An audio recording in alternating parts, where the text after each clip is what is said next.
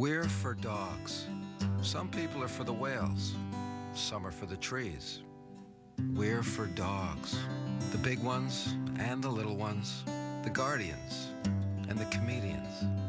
The pure breeds and the mutts.